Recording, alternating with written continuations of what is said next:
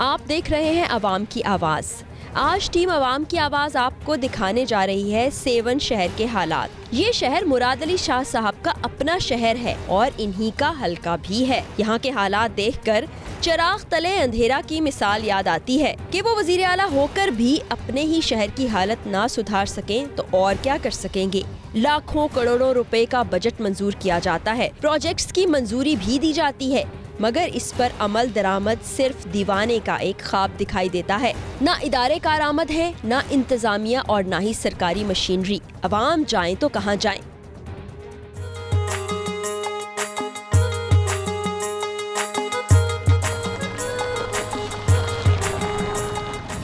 शहर के हालात हम आज आपको दिखा रहे हैं। जब सेवन शहर में आप एंटर होते हैं तो आपका इस्तकबाल उबलते हुए गटर करते हैं, कचरा करता है। ये देखिए मेरे पीछे आपको जगह जगह कचरे के ढेर दिखाई देंगे।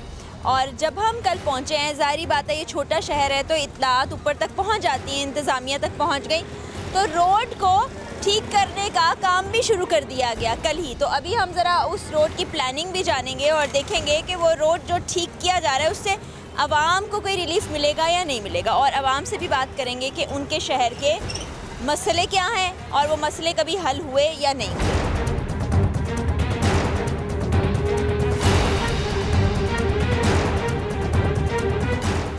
मुझे ये बताएं आपके यहाँ कौन कौन से ऐसे मसले हैं जिन्हें हल होना चाहिए? मसला ये मसला है कि अभी रोड बन रहा है, अभी कितनी परेशानी हो रही है आवाम को। ये तकरीबन 1.5-2 महीना हो गया है, 4 महीना ये रोड ऐसे बन रहा है। अभी नाला भी बन रहा है, अभी मेले का भी इम्कान है, हो सकता है कि होएगा नहीं होएगा। सही है, अभी बोर्ड परेशान है, अवाम परेशान है, दुकानदार परेशान है बेचारे। अभी ये हमारे जो हुक्मरान है ये तो कुछ नहीं कर सकते। अच्छा, तो यहाँ पे हमने देखा है कि जगह जगह ऐसे कचरा पड़ा हुआ है, नालियों में से पानी निकला हुआ है। ये कचरा ऐसे ही है। ये भी ये नाला है, इनको बस ये कचरा निकाल के इधर ही फेंक देते हैं। ये भी अपनी मर्जी से उठाते हैं। ये म्यूनसिपालिटी वाले हैं सामने, ये भी अपनी मर्जी से उठाते हैं। ये कचरा जो है ना इधर बहुत है। ये लाल की नगरी है, सेवन शरीफ का शहर है, वही तो छोटा, लेकिन इधर की आवाम भी बहुत है, रश भी बहुत होता है। अभी किसकी वजह से ये हालात आप खुद देख रहे हो। अभी वो नाला बन रहा है, बहुत आवाम परेशान है। ये मुराद शाह का अपना शहर है, ये उसका घर है, लेकिन ये नजर नहीं आता। नजर उसको आता है लेकिन उनकी आंखें बंद हैं। शहर को देख के कैसा लग रहा है? हमें तो बहुत बुरा लग रहा है फिलहाल ये हालात देख के यहाँ के, लेकिन सही है। कचरा है, गंदगी है, बिजली नहीं आती। तो ये कहाँ नहीं है, आप कराची से हैं, वहाँ भी है। इतना नहीं है, इतना बुरा हाल नहीं है। कम से कम एक चीज को जाके आप करेंगे ना फोकस, तो वो ये बात भी ठीक नहीं है, लेकिन मानना चाहिए जो चीज़ यहाँ है। तो यहाँ क्या है? यहाँ गंदगी है, कचरा है, जो कि सारे पाकिस्तान में है। एक जगह को फोकस नहीं करना चाहिए। बाजी इधर बहुत बड़ा मसला है। इधर कोई बीमार बंदा होता है, बहुत परेशान होता है। एक तरफ नाला खोद रहे हैं, एक तरफ रोड पे पत्थर फेंक रहे हैं। ट्रैफिक 2-2 घंटे जाम हो जाती है। इधर बीमार लोग जो हैं वो परेशान हो जाते हैं 2-2 घंटे। इधर वो जजेस भी जो है ना वो भी 2-2 घंटे इधर फंस जाते हैं, मगर करते कुछ नहीं। पता नहीं क्या हो रहा है क्या नहीं हो रहा है। रोड बना रहे हैं तो नाला नहीं बनाए, ठीक है, बाद में बनाए रोड बना के। उधर नाला खोद रहे हैं, इधर रोड पे पत्थर फेंक रहे हैं। आवाम बीमार बंदे, बीबी है, बच्चे हैं, बूढ़े हैं, वो सारे परेशान लगे पड़े हैं। ये खाने पीने का स्टॉल है, उसके साथ ही कचरा रखा हुआ है, वो खुला हुआ गटर है जिसके ऊपर बस टेम्प्रेरी सा ऐसे एक ढक्कन लगा दिया गया है। तो ये हालात हैं यहाँ के। ये म्यूनसिपल कमेटी का ये उसूल है। ये अभी ये कितना कचरा पड़ा है आप देख रहे हैं आगे। ये अब हमारे दुकान के आगे कचरा पड़ा है, ये बस निकाल के बस फेंक देते हैं, उठाते भी नहीं है। ये कह रहे हैं ये सूखेगा फिर हम उठाएंगे। ये गाड़ियाँ जो आपने 20-30 मंगवाई है, किस लिए मंगवाई है आपने? इस कचरे के लिए मंगवाई, तो आप उठाए ना, निकाले, आप गाड़ी में डालें, निकाले। ये दुकान के आगे कितनी बदबू है, यहाँ पे कौन कस्टमर आएगा हमारे पास खाना खाने के लिए? आएगा कोई? ये रोड टूट जाएगा, 1 फुट ऊंचा हो जाएगा, तो उससे आप लोगों के लिए आसानी होगी या मुश्किल? हमारे लिए तो तकलीफ है, क्योंकि हमारे होटल के ऊपर रोड आ रहा है, क्योंकि बरसात का पानी जो भी आ रहा है हमारे दुकान में अंदर आ जाएगा। पहले ही रोड की वजह से रोड इतने ऊपर था, सो उसके बाद बारिश हो रही थी, पानी दुकानों में अंदर आ रहा था, हमको बहुत तकलीफ होती थी। रोज़गार भी कम हो रहे हैं। अभी ये देखो जो नाले का काम चल रहा है, ये मेले के तकरीबन को 2-3 महीने के आगे करना था। अभी ये मेला आ रहा है, ट्रैफिक देखो आप, एक रोड पर चल रही है, कितनी परेशानी हो रही है। हम दुकानदारों को भी इतनी परेशानी हो रही है, क्योंकि हमारी 1-2 कुर्सी जो बाहर लगती थी वो भी नहीं लग रही है। लोगों को बहुत परेशानी हो रही है दरबार पे आने के लिए। वो आप देखिए ना, कचरा लगा पड़ा है, कितना कचरा। वो भी तो आप किलो करें, गलिये में आप देखो सारा कचरा लगा पड़ा है। बिल्कुल। और ये जो रोड बन रहा है, ये तो आपके सामने ही देखो कितनी आवाम को तकलीफ है। ना कारोबार है, ना पैसा रहा, तो रोड ही बंद, हर चीज़ ब्लॉक कर दिया लोगों ने। तो आप वोट देते हैं? किसी न किसी को तो वोट दिया होगा। दिया ना, शाह साहब को दिया, वो जो अभी दरगाह बंद करा रहा है, हमें जलील कर रहा है। तो शाह साहब आए हैं उसके बाद कभी आपका हाल पूछने? कभी किलो आटो का नहीं दिया है, तो फिर ये क्या पूछेंगे हमसे? ये और ये उनका अपना शहर है? अपना शहर है, उसका अपने बाप का शहर है, सैयद अब्दुल्ला शाह का। वो भी जीते थे? हाँ, वो भी जीतते चले आए, फिर बेटे भी जीत गए, अभी वो वजीर आला हैं और आवाम रो रही है। और हर देखो ना अपने के सामने, देखो कैसी आवाम है, ये है नहीं, देखो ये आवाम है, देखो कितना कचरा है हमारे। ये बताएं, गाड़ियाँ आती हैं कचरा उठाने के लिए या नालों में से जो गंदा पानी निकल रहा है वो? ये कचरे की गाड़ियाँ बल्टियाँ बस ऐसे खड़ी हुई है, खड़ी हुई है, कचरा नहीं उठा रहे। ये वजीर आला का शहर है, मुराद अली शाह का है। इधर के लोग जो हैं 1 किलो आटे के मजबूर हैं, उनको किलो आटे तो नहीं मिल सकता है। हमारे तो बहुत जो है ना, यकीन करो तो 2 रोटी नहीं मिलती, 2 वक्त की रोटी। हमारे जो बच्चे छोटे छोटे हैं ना, ईमान से तड़पते हैं। कोई बीमार होता है, डॉक्टर के पास जाओ, वो बोलता है 900 रुपया, 1500 रुपया, 1200 रुपया, वो पड़े हैं घर में, क्या करे। सुबह से हम दुकान जाए, ईमान से यकीन करो 200 कमाए, हम 200 में क्या मिलेगा?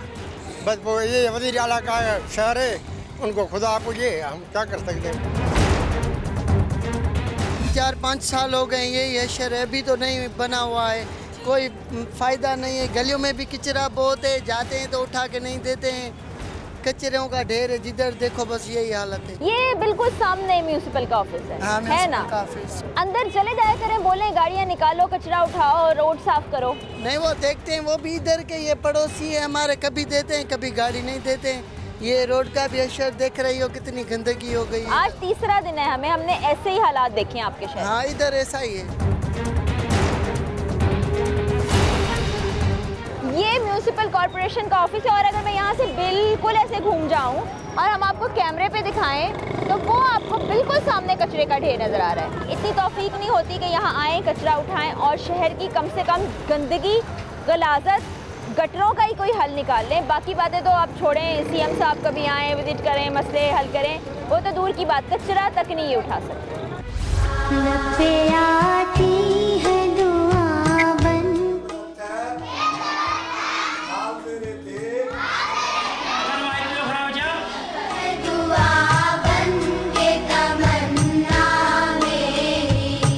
इस वक्त हम गवर्नमेंट प्राइमरी स्कूल सेवन शरीफ में मौजूद हैं। यहाँ पर लड़के लड़कियाँ दोनों प्राइमरी एजुकेशन हासिल करते हैं। ये बहुत से स्टूडेंट्स मेरे ख्याल में आ गए हैं। आप लोग यहीं पढ़ते हो? यहीं पढ़ते हो? क्या छुट्टी हो गई है? नहीं। तो फिर आप लोग बाहर क्यों घूम रहे हो? ब्रेक में स्कूल से बाहर जा सकते हैं? स्कूल से भी बाहर चले जाते हैं। अच्छा, आप लोग का यूनिफॉर्म नहीं है कोई? ऐसे ही ऐसे कपड़ों में आते हो? हाँ, आप भी पढ़ती हो यहाँ? ठीक है, तो इन्हीं कपड़ों में आ जाते हो आप, यूनिफॉर्म नहीं है। क्लास में टीचर्स हैं? आ जाओ ज़रा, मुझे अपनी क्लासेस तो दिखाओ, आ जाओ। हो मेरे दम से यूं ही मेरे। अस्सलाम वालेकुम जी। वालेकुम सलाम। कैसे हैं आप? ठीक है। अच्छा जी, ये कौन सी क्लास है? ये पहली जमात है। पहली जमात है। आपके पास कितने स्टूडेंट्स हैं? हमारे पास 60 है। 60। यूनिफॉर्म क्या लागू नहीं है स्कूल में? यूनिफॉर्म वो गरीब है, कोई नहीं ले सकते हैं, इस वजह से हम उसके ऊपर वजन नहीं डालते हैं। क्या क्या सबक पढ़ाया होगा आपको? हमें किताब पूरा किया है, फिर वही दोबारा पढ़ते हैं। ये तो पता होगा आप सबको कि हम सब कौन है? हम सब कौन है? नहीं पता? हाँ, सही है। एक बच्चे ने बताया है, मुसलमान। बाकी सबको नहीं पता हम सब कौन है? हमारे मुल्क का नाम क्या है? ये सबको पता है। पाकिस्तान किसने बनाया था? किसने बताया है?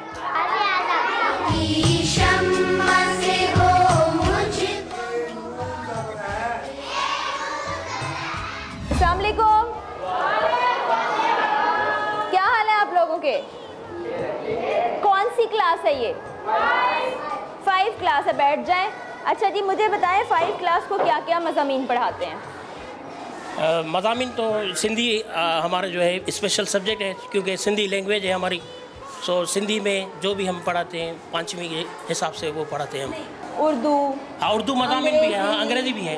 अंग्रेज़ी भी, मैथ्स? हाँ, मैथ्स भी है। मैथ्स अभी मैं पढ़ा रहा हूँ। मैथ्स पढ़ाते हैं। और उसके अलावा क्या पढ़ाते हैं? उर्दू है, पाकिस्तान स्टडी है, साइंस है। पाकिस्तान स्टडीज़ है। पढ़ते हो पाकिस्तान स्टडीज़? अच्छा, अब मैं जो सवाल करूंगी जिसको आता होगा वो ज़रा हाथ खड़ा कर दे, ठीक है? आपने कुछ नहीं बताना बच्चों को। पाकिस्तान कब बना था? जिसको मालूम है हाथ खड़ा कर दे। एक मिनट, अब बोलना नहीं है, मैं खुद पूछ लूँगी। 14 अगस्त 1947 ईस्वी में। 14 अगस्त 1947। 14 अगस्त 1947 में पाकिस्तान बना था। ठीक है, आप बाकी बच्चों को नहीं आता ये सवाल का जवाब? ये तो गलत बात है, पहले आप लोग हाथ खड़ा नहीं करते। कायदे आज़म कब पैदा हुए थे? 1976। अच्छा, तारीख क्या थी? जिससे पूछूंगी वो बताएगा। 1976। पाकिस्तान का दारुल हुकूमत कौन सा शहर है? पाकिस्तान के वज़ीर आज़म कौन है? मेरे अल्लाह बुराई से बचाना मुझको। पाकिस्तान किसने बनाया? वेरी गुड, शाबाश, आप सबको पता है पाकिस्तान किसने बनाया? कायदे आज़म ने। कायदे आज़म कब पैदा हुए थे, ये किसको पता है? 14 अगस्त 1965। 1947। आपको तो पता होगा कायदे आज़म कब पैदा हुए? जी जी, 25 दिसंबर 1976 शायद। 25 दिसंबर 1946। ना 46 ना, हाँ। यो 60। हाँ, नहीं मुझे पता था 1976। बड़ी मुश्किल से याद आया इनको। नहीं मुझे याद था, लेकिन मैं असल में हम बात करते हैं ना, जो सिंधी में बात करते हैं। आप सिंधी में बता दें, हमारे साथ ये सिंधी बोलने हाँ, वाले तो लोग मौजूद मैंने हैं। आपको बताया। अच्छा जी बच्चों, एक और बात आपसे पूछनी है, आपको पता होगी। पाकिस्तान के वजीर आज़म कौन है? किसको पता है? हाथ खड़ा करेगा। कायदे आज़म मोहम्मद अली जिन्ना। बिलावल भुट्टो। इमरान खान। इमरान खान। इमरान खान। मुराद अली शाह। इमरान खान। ये काफ़ी लोगों को पता है, इमरान खान। बेटा, बिलावल भुट्टो जरदारी, मुराद अली शाह ये वज़ीर आज़म नहीं है। इमरान खान हमारे मुल्क के वज़ीर आज़म। हो मेरे दम से यूं ही मेरे वतन की ज़ीनत। हमारे वज़ीर आज़म का नाम तो आता होगा सबको। किस किस को आता है? हाथ खड़े करोगे। इमरान खान। ठीक है। मुराद अली शाह। मुराद अली शाह हमारे पाकिस्तान के वज़ीर आज़म हैं। बिलावल भुट्टो। बेनज़ीर। बेनज़ीर। अब मैं इस बात पे कुछ नहीं कह सकती।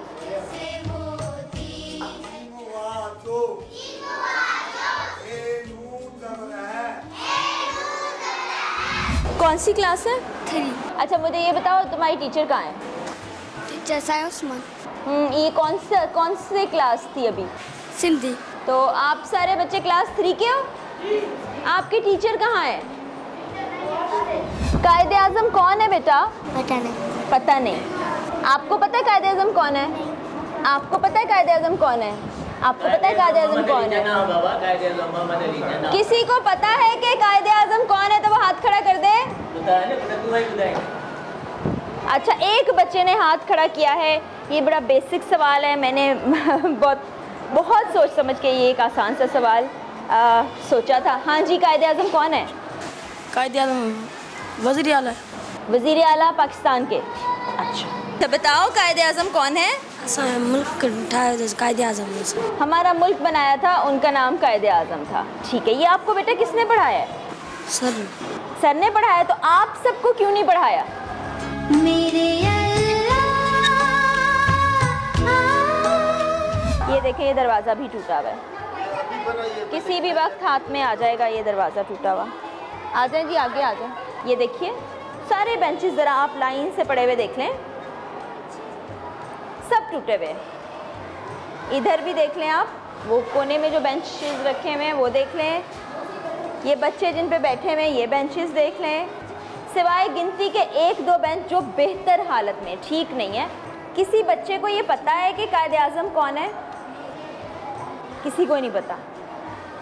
जिस मुल्क में हम रहते हैं उसका क्या नाम है? अब ठीक है, पाकिस्तान किसने बनाया था?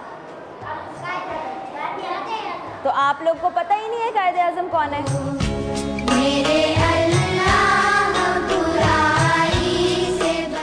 यहाँ कौन देखता है आके कि बच्चे क्या तालीम हासिल कर रहे हैं, बच्चे ठीक से पढ़ रहे हैं? हमारा ये प्राइमरी सेक्शन है। यहाँ जो पोस्टिंग्स हैं, टोटल पोस्टिंग्स हैं वो हैं 29। हम काम कर रहे हैं 14। बच्चे यहाँ से जब हम आए हैं तो बाहर घूम रहे थे, वो ब्रेक का टाइम था, ब्रेक में स्कूल से बाहर चले जाते हैं बच्चे। बाहर चले जाते हैं। ये तो कोई तरीका कार नहीं, स्कूल से बाहर बच्चों को कौन भेजता है? हमारे पास है जो हमारे पास जो प्यान है वो नहीं है, सिर्फ एक वॉचमैन है। चले दरवाजे को बंद करके ताला तो लगाया जा सकता है। हाँ, ताला लगाया जा सकता है, लेकिन वो एतराज़ करते हैं यहाँ जो है कम्युनिटी वाले कि बच्चों को जो है आने जाने दें। ये वॉशरूम्स है, एक तो यहाँ पे बदबू बहुत ज़्यादा है, दूसरा इन पे ताले लगे हुए हैं। ताले तीनों वॉशरूम से ताले लगे हुए हैं। मुझे लग रहा है कि बच्चे वॉशरूम की गर्ज से अगर आते हैं रफ़ाए हाजत के लिए तो ये वाला एरिया इस्तेमाल करते हैं, जिसके पास बदबू बहुत ज़्यादा बढ़ गई है। सफाई सुथराई की हालत आप देख लें पूरे स्कूल में, आधे से ज़्यादा स्कूल में जो है क्लासेस वो टीचर्स के बगैर चल रही हैं, और जहाँ चल रही हैं वो कैसे चल रही हैं वो भी हमने आपको दिखाया। सर जी, बच्चे वॉशरूम की गर्ज से कहाँ जाते होंगे? यहाँ ताले यहाँ भी है, नीचे ताले लगे हैं, इन तीनों पे ताले, आप खुद देखिए।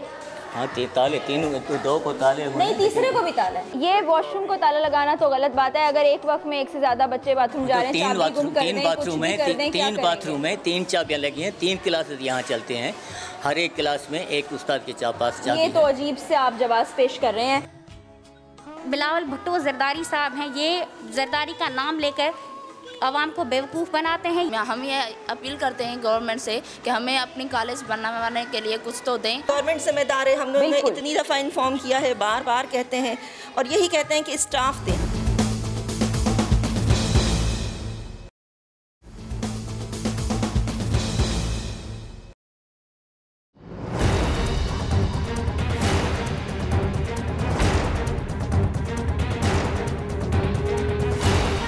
इस वक्त हम मौजूद हैं गवर्नमेंट गर्ल्स सेकेंडरी स्कूल 7 की बिल्डिंग के बाहर।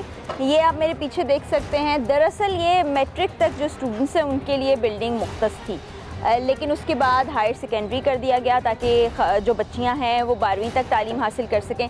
बिल्कुल साथ जो एक बिल्डिंग बनाई जा रही है, ये ग्रेजुएशन तक इनको तालीम दी जानी थी और सारी स्टूडेंट्स को उधर शिफ्ट कर देना था, लेकिन 2011 से लेकर 2021 आ गया, अभी तक ये बिल्डिंग नहीं बन सकी। मजबूरन जो कॉलेज की बच्चियां हैं वो भी यहाँ तालीम हासिल करती हैं। आ जाए अंदर, देखते हैं क्या फ़ैसिलिटीज़ हैं, कितनी स्टूडेंट्स हैं और कैसे वो तालीम हासिल कर रही हैं।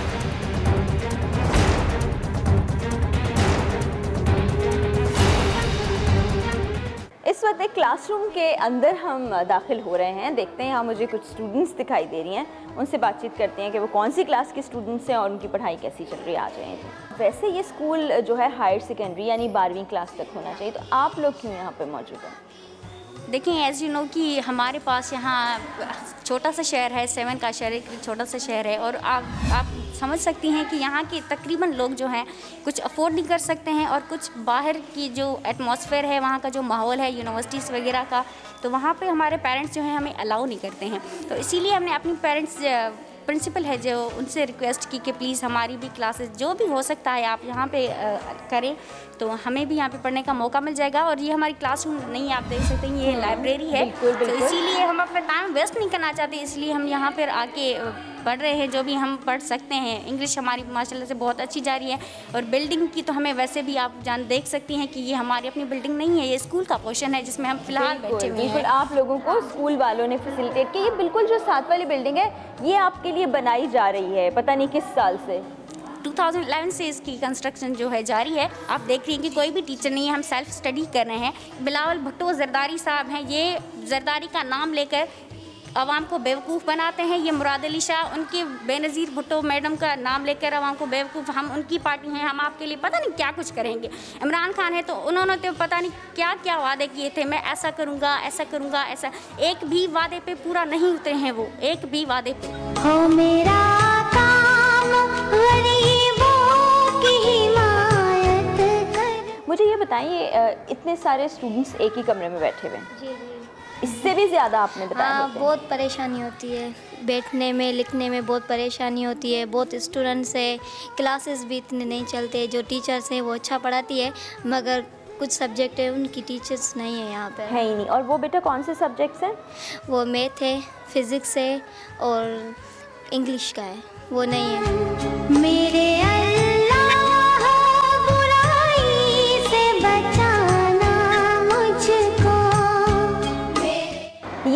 सेकेंड ईयर की क्लास है, स्टूडेंट्स यहाँ पे मौजूद हैं और लाइट नहीं चल रही, पंखे चल रहे हैं, बल्ब्स मौजूद नहीं हैं। ये ज़रा हम अपने कैमरे पे दिखाएं, बल्ब मौजूद नहीं है और कमरे में इतनी रोशनी नहीं है इस वक्त कि बच्चे पढ़ सकें, नज़र भी ख़राब हो सकती है।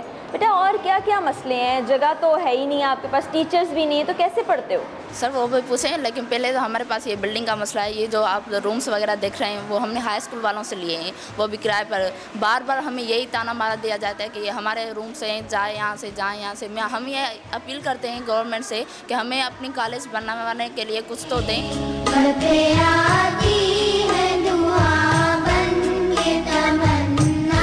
फारीना साहिबा, आप यहाँ पर बच्चों को तालीम देने के फ़राइज़ सर अंजाम देती हैं, लेकिन मैंने देखा कि कुछ PSC के स्टूडेंट्स भी यहाँ मौजूद हैं जो सेल्फ़ स्टडी करते हैं या आप लोग उनको थोड़ा हेल्प कर देते हैं। तो आपके जिस लेवल तक आप लोग पढ़ा रहे हैं यानी 12वीं क्लास तक, उसके बाद के स्टूडेंट्स क्यों मौजूद हैं? नहीं, हमारे पास ये जो है ये डिग्री कॉलेज है और यहाँ पे हमारे BSc BA एडमिशन्स भी होते हैं और क्लासेस भी चलते हैं, लेकिन अनफॉर्चुनेटली हमारे पास इतना स्टाफ जो है वो अवेलेबल नहीं है। वो काफ़ी हम लोगों ने एप्लीकेशंस भी लिखी हैं और गवर्नमेंट को इन्फॉर्म भी किया है इस चीज़ के लिए कि जितना हमारे पास रिक्वायर्ड है स्टाफ वो अवेलेबल नहीं। तो जो टीचर हैं वो अपनी मेहनत से और इनको जो है वो मैनेज कर रहे हैं। BSc की क्लासेस भी, फर्स्ट ईयर सेकंड ईयर की क्लासेस भी। ये एक्चुअली हायर सेकेंडरी की बिल्डिंग है जहाँ से इन्होंने हमें 4 रूम्स जो हैं वो दिए हुए हैं, जिनमें से हमने एक में फर्स्ट ईयर, एक में सेकंड ईयर और एक में ऑफिस है। ये हमने लाइब्रेरी भी है, लेबॉर्ट्री भी है और यहाँ पे BSc की क्लासेस भी चल रहे हैं। बच्चे भी पढ़ना चाहते हैं तो वो आ रहे हैं। अगर 6 की जगह 3 भी इनके सब्जेक्ट चलते हैं तो वो यकीनन कुछ ना कुछ जो है वो नॉलेज उन्हें मिल रही है तो वो यहाँ आ रहे हैं। लेकिन बाकी 3 का जिम्मेदार कौन है? हम लूली लंगड़ी एजुकेशन तो नहीं दे सकते। वो तो गवर्नमेंट जिम्मेदार है। हमने इतनी दफ़ा इन्फॉर्म किया है, बार बार कहते हैं और यही कहते हैं कि स्टाफ दें, हमें स्टाफ दें, हमें जो रिक्वायर्ड है।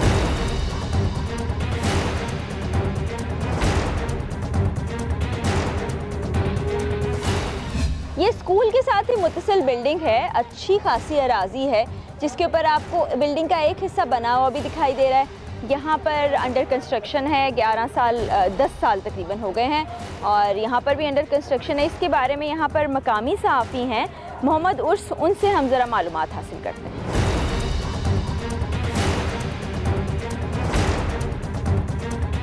ये 2011 में बिल्डिंग बनना शुरू हुई थी, 2021 आ गया, क्यों मुकम्मल नहीं हो सकी? ये देखें, सिंध हुकूमत की जानिब से 7 के जो शहरी हैं उनके लिए एक अच्छा मंसूबा जो है दिया गया था 2011 में।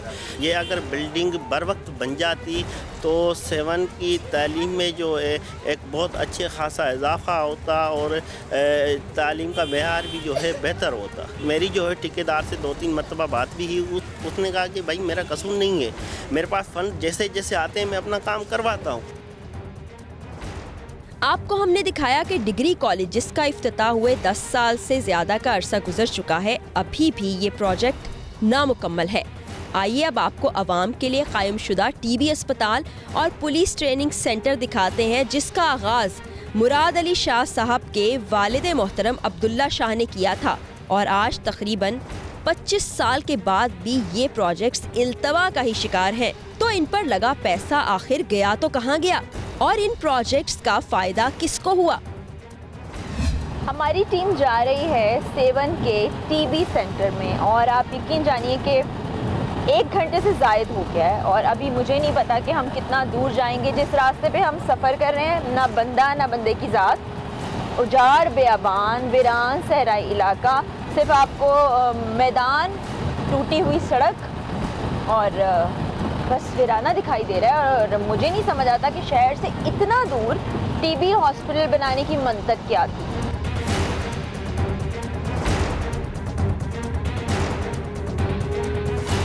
इतना लंबा सफ़र तय किया है और मुझे समझ नहीं आ रहा कि इतना लंबा सफ़र तय करने के बाद कोई मरीज़ TB अस्पताल आएगा अपना इलाज कराने के लिए, ये कैसे मुमकिन है? ये कब बनाया था अस्पताल? अब्दुल्ला शाह के ज़माने में बना था। कितने साल हो गए होंगे? साल में के घणो टाइम थियो आहे। अच्छा, सन याद है कोई? 20-25 साल थे, 20-25 साल हो गए। उस दौरान कोई आया यहाँ पे? काफ़ी मीडिया वाला आया। अच्छा, तो ये चाबियाँ आपके पास होती हैं? और कभी इस अस्पताल में कोई मरीज़ या डॉक्टर नहीं आया? बस बिल्डिंग बना के छोड़ दी है। तो आप चौकीदार हैं? मैं प्राइवेट चौकीदार। प्राइवेट चौकीदार है तो आप ठेकेदार का। तो ये आप यहाँ पे इसकी देखभाल करते हैं? जी। बिल्डिंग बहुत अच्छी बनी है, अगर 20-25 साल पुरानी है, जो अभी तक भी मेंटेन्ड है इतनी ज़्यादा। ये आई थिंक वेटिंग एरिया बनाया गया होगा। बस ये सरकारी अराजी और सरकारी फंड्स का ऐसे इस्तेमाल होता है, और जहाँ पर फंड्स इस्तेमाल करने होते हैं वहाँ पर आवाम रोती बिलबिलाती रहती है और फंड्स का इस्तेमाल नहीं किया जाता। हैरान कुन बात है। एक और शाहकार आपको दिखाते हैं अब्दुल्ला शाह साहब के दौरे हुकूमत का। बिल्कुल मेरे पीछे आपको एक बहुत बड़ी बिल्डिंग दिखाई दे रही है जो अंडर कंस्ट्रक्शन है, जिसको आधा बना के छोड़ दिया गया। वो दरअसल 7 का पुलिस ट्रेनिंग सेंटर है। पुलिस ट्रेनिंग सेंटर जहाँ पर पुलिस के एहलकार हैं उनको लाया जाता है, ट्रेनिंग दी जाती है, फिर मुख्तलिफ जगह उनको भेज दिया जाता है। वो बनाया गया था। वो अराजी भी आप देख सकते हैं। आपको यहाँ से इसलिए दिखा रही हूँ आपको बासानी अंदाज़ा हो कि एरिया कितना बड़ा है। और यहाँ से आप हॉस्पिटल और रिहायशी कॉलोनी का एरिया तो देख ही चुके हैं, तो वो भी देखें।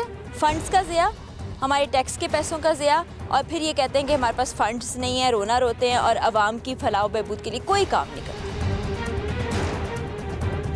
अब पानी दिखाई दे रहा है जो बड़ा खुशनुमा आपको लग रहा होगा। ये दरअसल जहर आलूदा पानी है। इसमें जो मुख्तलिफ फैक्ट्रीज़ हैं उसका केमिकल फुजला शामिल होता है। ठेकेदार जो है आधे में जो है काम छोड़ के चला गया। अब ये मंसूबा जो है वो अल्तवा का अपनी जगह पे, लेकिन ये तबाह हो गया है। नहीं, वो पीने के लिए अच्छा नहीं होता है, क्योंकि वाटर सप्लाई का पानी है, इधर वो तालाब खुले रहते हैं।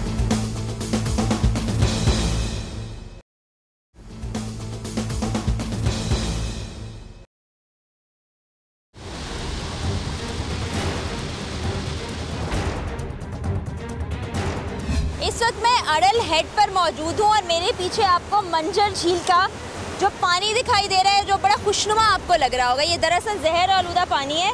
इसमें जो मुख्तलिफ फैक्ट्रीज़ हैं उसका केमिकल फुजला शामिल होता है, गटरों का गंदा गलीज़ पानी शामिल होता है, और यही पानी सप्लाई किया जाता है 7 को, नवाबशाह को। ना सिर्फ ये बल्कि हैदराबाद के बहुत से ज़िला में भी ये पानी सप्लाई किया जाता है। और ये पानी इस कदर ख़तरनाक है कि इससे जल्दी अमराज और मैदे के बहुत से अमराज पैदा होते हैं, और इस जानिब कोई तवज्जो हुकूमत की जानिब से नहीं की जा रही थी। इसका कोई नेमुल बदल ढूंढा जाए।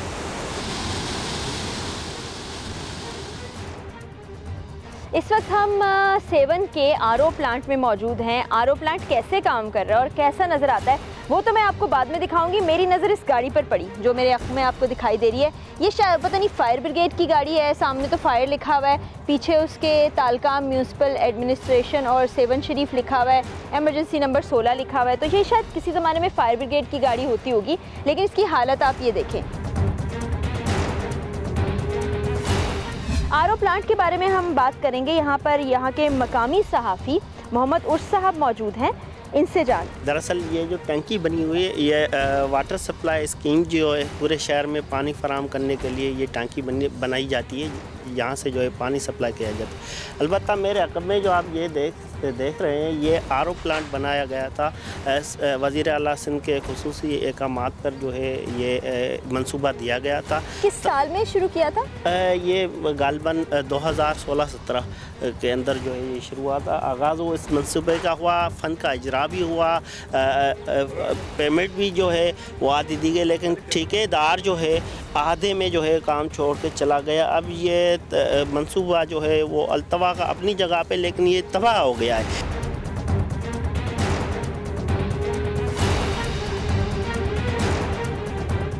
हम आपको अपने प्रोग्राम में मुख्तलिफ फ़िल्टर प्लांट्स दिखा चुके हैं, वाटर फिल्ट्रेशन प्लांट्स।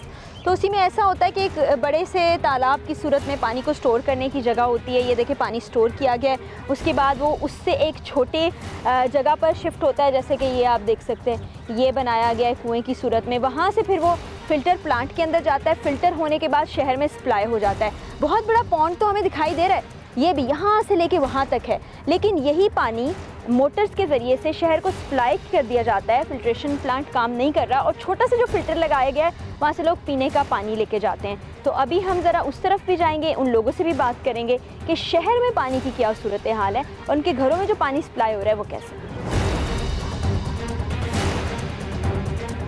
ये है वो फ़िल्टर प्लांट जिसकी हम आपसे बात कर रहे थे। ये यहाँ पे लगाया गया है, इसके साथ कुछ नल लगा दिए गए हैं।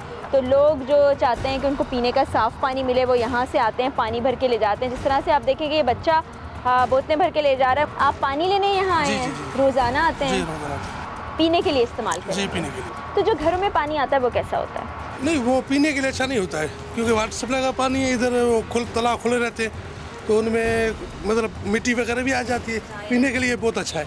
तो यही वाला जो तालाब से पानी है ये आपके घरों पे पहुँचता है? जी। ये आपके पूरे शहर को भी पता होगा? पूरे पानी शहर को बिल्कुल। इतने सालों में ये अब मुराद अली शाह साहब अब CM हैं, तो उन्होंने कुछ नहीं किया कि एटलीस्ट पानी तो साफ करके घरों तक पहुँचा दें? बस फिलहाल तो यही है, RO प्लांट लगा हुआ है, बाकी सप्लाई का पानी पीने के काबिल नहीं है। पानी भरने आए हो? जी हाँ। तो ये इतने सारे रक्शे में रख के ले आए हो? जी हाँ। घर में पानी कैसा आता है? घर में पानी वो अच्छा नहीं है, फिल्टर वो गंदा है। फिल्टर वाला सिर्फ यही मिलता है? तो ये तुम सारे दोस्त मिलके किराए बढ़ाए दे के आए हो? जी हाँ। चलो जी, भर लो पानी। यहाँ पे मुझे कुछ ऐसी हालत में गाड़ियाँ दिखाई दे रही हैं जो शायद कभी काबिले इस्तेमाल रही हों। म्यूनसिपल कमेटी लिखा हुआ है मेरा ख्याल है सिंधी में, और उधर टाउन कमेटी लिखा हुआ है। सेवन शरीफ की ये गाड़ियाँ हैं जो शायद कुछ सप्लाई करने के लिए, कचरा उठाने के लिए या किस मकसद के लिए किसी ज़माने में मिली होंगी, जिनके ऊपर फंड्स भी खर्च हुए होंगे। इस वक्त 1 2 3 4 5 6 गाड़ियों को मैं गिन सकती हूँ। बाइक के ऊपर ये एक लगाया गया है कैबिन, और अब ये इस तरह खटारा हालत में कबाड़ की सूरत में यहाँ फेंक दी गई हैं। अवाम टैक्सों से पैसे देते रहते हैं कि शायद उनकी फलाह के लिए कुछ काम हो सके, लेकिन अल्टीमेटली उस पैसे का ये हाल होता है।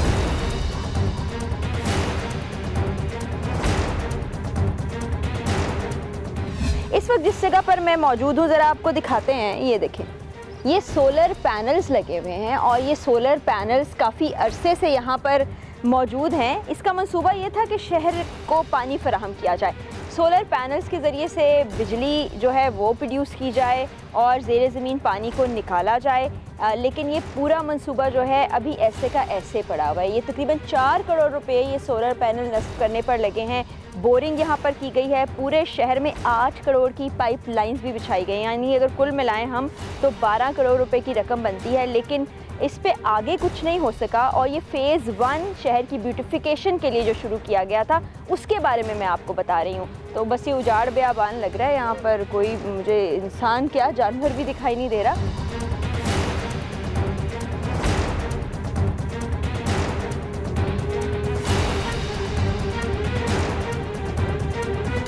पहले हम बात कर लेते हैं सफाई सुथराई की। मैं जब आपके ऑफिस में एंटर हो रही थी तो बिल्कुल सामने इतना बड़ा ढेर लगा हुआ है कचरे का। उसके अलावा जब हम शहर में एंटर होते हैं, उबले हुए गटर हमारा इस्तकबाल करते हैं। पूरे शहर से बदबू आ रही है, सड़कों का बहुत बुरा हाल है। अच्छा, इसमें 2 चीज़ें हैं जी। इस वक्त तो रोड हमारे जो हैं वो बन रहे हैं अंदर शहर के अंदर। कचरा तो यहाँ नहीं होगा मेरे ख्याल में। ड्रेन का जो क्लीनिंग हम डीसिल्टिंग करा रहे हैं वो जो ब्लैक कलर का पड़ा, उसके अलावा गली मोहल्लों के अंदर भी कचरा है। कचरा को रेगुलर बेसिस पे हमारी 2 टाइम गलाजत फैली हुई है। गटरों को ठीक करने का कौन सा? इसमें एक और इशू है कि लेफ्ट साइड पे जो हमारे ऑफिस का साइड है वहाँ पे जो मेन ड्रेन है वो अभी कंस्ट्रक्शन हो रही है उसकी। सीवरेज लाइन को ठीक करना आपके अंडर आता है? नहीं आता। वो किसके अंडर? Public health. सर, इनकी बहुत बड़ी तादाद यहाँ पर आती है मज़ार की वजह से। लोगों का ज़रिए माश भी है। अभी ये जो सड़कें बन रही हैं इससे लोगों का ज़रिए माश भी बहुत मुतासर हो रहा है। अब बेसिकली इसमें इशू ये है कि थोड़ा कंजेस्टेड रोड्स हैं और अभी रिसेंटली 1 महीना हुआ है ये काम शुरू हुआ है रोड्स का, जो कि प्रोविंशियल हाईवे वाले कर रहे हैं और दोनों साइड्स पे ये काम हो रहा है। तो उसमें यह है कि क्योंकि लोग बाहर से भी आते हैं ज़्यादा, तो उसमें कंजेशन ज़रूर होगी। जब तक मेरे ख्याल में अभी तो कुछ बेहतर हुई है, 15-20 दिन पहले कुछ हालत ज़्यादा ख़राब थी। मेरे हिसाब से तो चीज़ें बेहतर हो रही हैं, क्योंकि अगर रोड्स बन रहे हैं तो ये एक बेहतरी हो रही है। ड्रेन अगर बन रहा है, सफाई सुथराई नहीं हो रही है, सीवरेज सिस्टम नहीं हो रहा है, लाइनें नहीं बिछ रही हैं, पानी नहीं मिल रहा है शहर को, आपको लग रहा है again that is public health. आप एडमिनिस्ट्रेटर के तौर पर बाकी इदारों के साथ रब्ता कर सकते हैं। बिल्कुल, रेगुलर बेसिस पे रब्ता होता है। कम से कम कचरा उठवा सकते हैं। नहीं, रेगुलर बेसिस पे रब्ता भी होता है। उसके अलावा हम my team with their team, हम पूरे शहर के विजिट्स करते हैं और आइडेंटिफाई करते हैं कि जी ये आपके इश्यूज हैं और इसको आप क्लियर करके हमें रिपोर्ट करें रेगुलर बेसिस। कब किस्मत बदलेगी इस शहर की? कोई बहुत ज़्यादा बड़ी आबादी नहीं है, 2.5 लाख के करीब होगी तकरीबन। तो इसको मैनेज करना बहुत मुश्किल नहीं है। इसमें बेसिकली चीज़ें बेहतर हो रही हैं इस वक्त। अगर आप इसको प्रैक्टिकली देखें तो I can take you with myself, चलते हैं, आपको दिखाऊं कि रोड्स बन रहे हैं, वो हम वो सब देख के आए हैं। अब एक और चीज़ है ना, जब ये सारी चीज़ें होती हैं तो डेफिनेटली डेब्रीज होती हैं, उनको उठाने में टाइम भी लगता है। आपका बहुत शुक्रिया हमें वक्त देने का, लेकिन मसला ये है कि शहर को ओन करना बहुत ज़्यादा ज़रूरी है। जो सबसे ज़्यादा शहर को ओन करता है वो शख्स वज़ीर आला बन चुके हैं इस वक्त सिंध के, लेकिन अपने शहर का पुरसाने हाल उनका कोई नहीं है उन समेत। और जो सूरत हाल है हमने आपको दिखाई है, आवाम की बात भी आप तक पहुँचाई है, स्कूलों की क्या कंडीशन है, हेल्थ फैसिलिटीज़ क्या क्या हैं, रोड्स कैसे हैं, कचरे की क्या कंडीशन है, लोगों की माशी सूरत हाल कैसी है, बिजली कितनी देर आती है, कितनी देर नहीं आती, वो सब हम आप तक पहुंचा चुके हैं। अब आप खुद फैसला कीजिए, ख़ास तौर पे 7 की आवाम को ये फ़ैसला करना है कि वो अपने कीमती वोट का इस्तेमाल कैसे करेंगे। क्या फिर उसी पार्टी का चुनाव करेंगे जो सिर्फ वोट लेने के लिए उनके पास आती है और उसके बाद गायब हो जाती है।